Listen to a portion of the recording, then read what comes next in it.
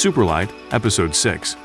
ROC HATFIELD, best-selling author, producer, and innovator, reads his new groundbreaking novel, Superlight. The author blends myths and ideas from the Ancient Astronaut Theory and the Hebrew Bible to tell a story that will open the mind to new possibilities and distant worlds, all under the creation of the One. This is Superlight.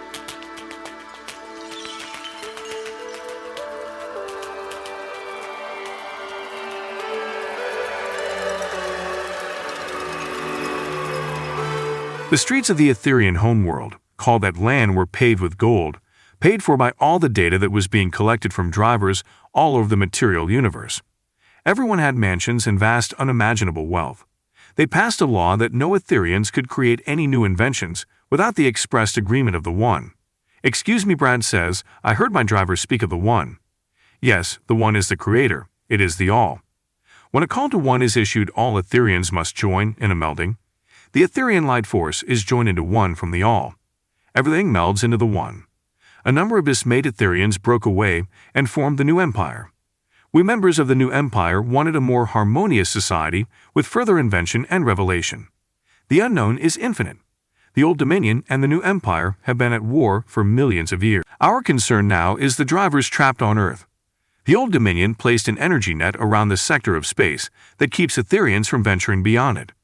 This section of space, which includes Earth, is a prison. It was designed to hold violators of the invention laws enacted by the Old Dominion. So now you have some insight into the current dilemma. The Zeolite device you have created violates all the laws of the Old Dominion. Your driver and many others were imprisoned in this sector of space for creating unauthorized technology within the Metaverse. The Old Dominion wants the Zeolite destroyed along with any traveler that have been contaminated by it. It corrupts the data that they so much require. They stand to lose quad blocks of data. The new empire is unconcerned. We're not operating under a data economy. We are your allies, and will provide protection where we can. Thank you for meeting with us today, and we will continue our interactions. The two small grays are waiting to usher the trio back to the portal door. They pass through the door and walk down the little staircase out onto the hangar floor. The static electricity raises their hair as the silver disc folds its landing gear and leaves as it came. Brad, Barbara, and Bill stand and watch the little grayish ship back out of the hangar and fly away, disappearing in seconds. A distant clap of thunder rolls over the hangar. They broke the sound barrier as they were leaving, Bill says. They're all just looking at each other. "Do you want to bring the Superlight here now?" Barbara asks. "Yes, why yes I do, Captain." "Good, I say we take a Black Manta and rendezvous with your crew tonight under cover of darkness. You can call them with my encrypted satellite phone. Tell them to go get a burner and call back ASAP," Barbara says as she hands Brad her phone. "Not a word of any of this outside this facility, right?" Barbara says with a quizzical look on her face. "Right." Brad and Bill say, "Linda, get Jason Anderson on the phone for me stat." Arthur Abramson yells. The senator is aggravated with news he has received from the director of the FBI. He has learned that the Bureau has failed to seize any significant components of the Superlight project. The actual device and major supporting equipment was not at the location provided by the senator. "I have him on the line, Senator," Linda says. Line 3, "Jason, what the fuck is going on up there?" The senator asks with disdain. "Honestly, Senator, I don't know. You didn't tell me you were going to have this place raided by dozens of agents. You have caused quite a shitstorm with the news media," Jason remarks. "I don't give a fat fuck about Brad Hilliard and his stupid company. I want that device in the safe hands of the U.S. government.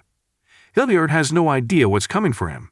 Doc, I hope you are not a part of this little disappearing act. Where is Hilliard right now? And his lab staff, where are they? I'm not kidding, Doc, I'm not fucking around." Jason is speechless. He has never heard Abramson so maniacal. "Senator, I have zero idea where any of them are.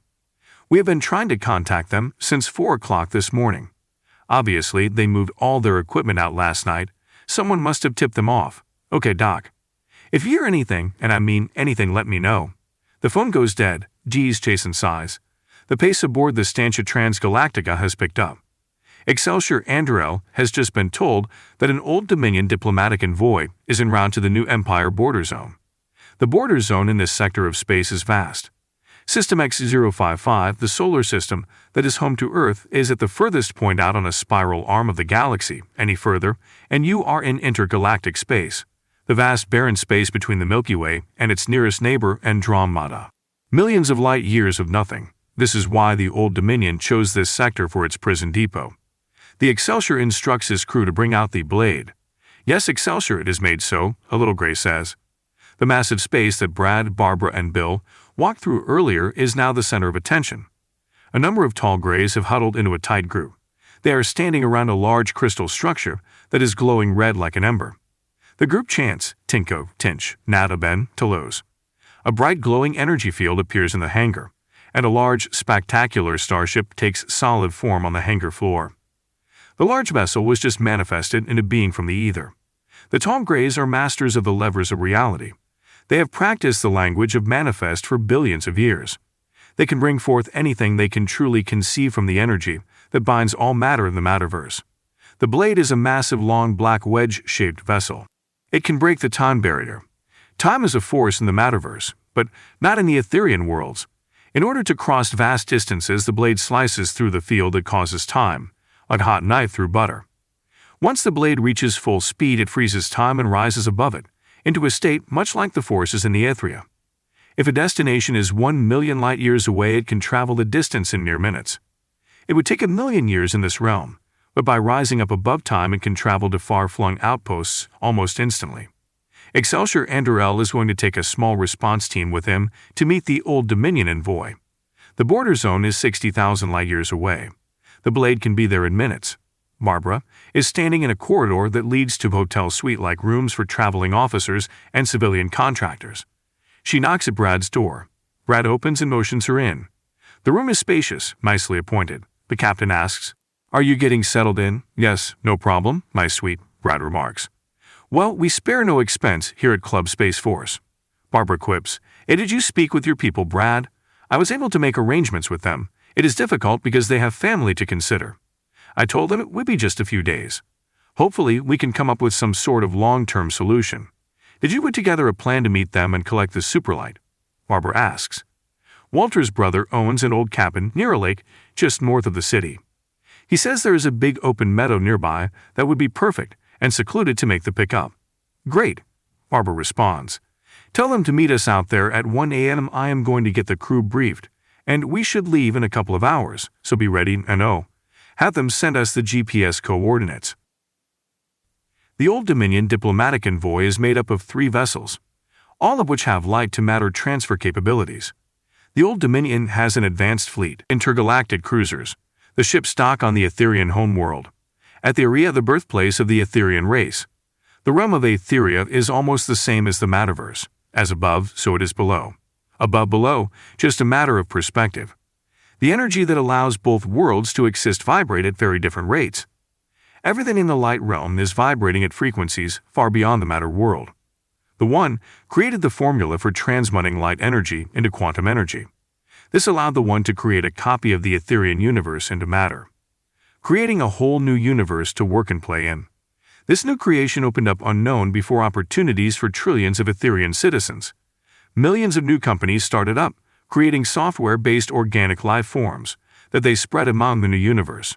Soon, an economy of data emerged. Suddenly, billions of Etherians were working at creating methods of collecting data and writing more and more software. The Etherian economy became awash in wealth, all based on software code. Every company was tasked with a mandate to outperform their competitors. As a result, the matter world was populated with highly sophisticated sensor packages, nicknamed waterbots, due to their primary build elements of hydrogen and oxygen, the most abundant and readily available elements in the matterverse.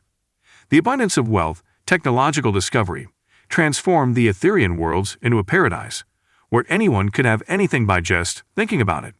Ambassador in the highest, Lucien Tell of the One, is aboard his prized vessel, a type of private yacht. Ambassador Lucien Tell is the direct representative of the One, and as such, has accumulated wealth in the highest, actually unaccountable. His worth increases at a rate that is uncountable, for it increases at a rate that can't be defined. Look for the print version of Superlight where you buy books. Superlight is part of the Atlantium Network, a collection of books, videos, and podcasts. You can find all things Atlantium on Amazon, Lulu, YouTube, Twitter, and Facebook. Until next time, power and glory to the One.